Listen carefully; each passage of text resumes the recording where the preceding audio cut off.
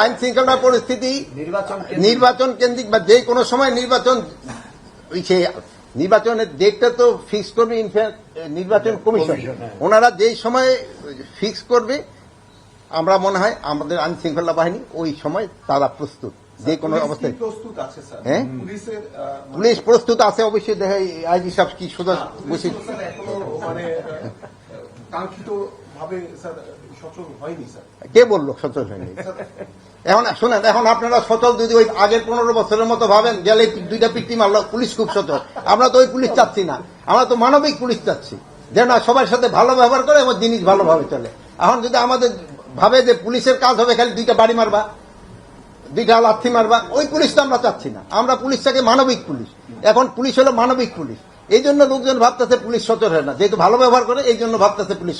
Police কিন্তু আগের থেকে আরো বেশি অ্যাক্টিভ।